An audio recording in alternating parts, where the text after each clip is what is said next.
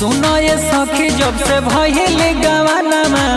मिलल मजा भरपूर हो, मिलल मजा भरपूर हो। घर के जालो में भातार अझुरइले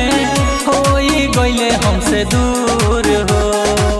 फागुन के लहर हमरा लागतावे जोहर सखी मिलल भातार बकलोल की होलिया में होल खजुआता देवहरा ना झारतावे झोल की होलिया में होल खजुआता देवहरा ना झारतावे झोल की होलिया में होल खजुआता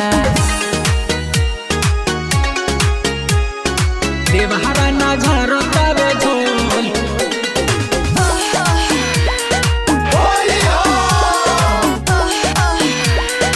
होलिया में होल खजुआता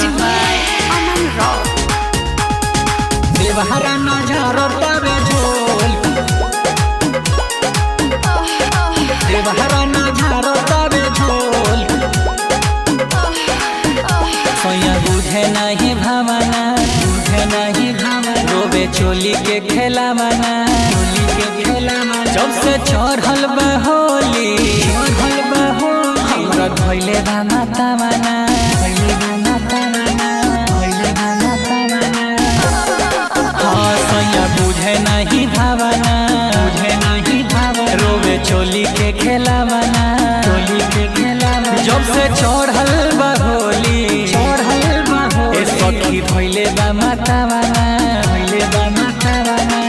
बढ़े बीमारी हमर देवराया नारी नहीं बुझे जवनिया के मोल की होलिया में होल खजुआता देवरा ना झारतावे झोल की होलिया में होल खजुआता देवरा ना झारतावे झोल की होलिया में होल खजुआता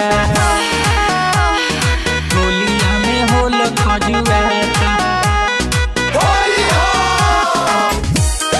होल खजुआता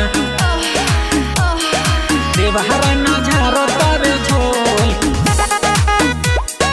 होल खजुआता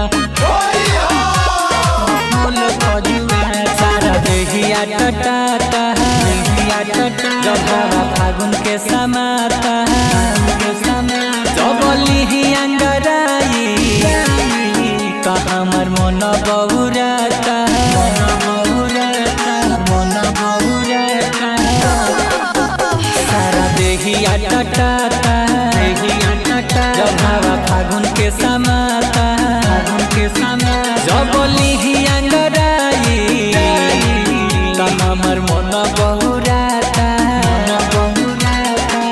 गौतम मुकेश देह कइले बावे रेस शंकर सैनी रोज मारतावे बोल की होलिया में होल खजुआता देवहरा ना झारतावे झोल की होलिया में होल खजुआता देवहरा ना झारतावे झोल की होलिया में होल खजुआता। अरे माई रे।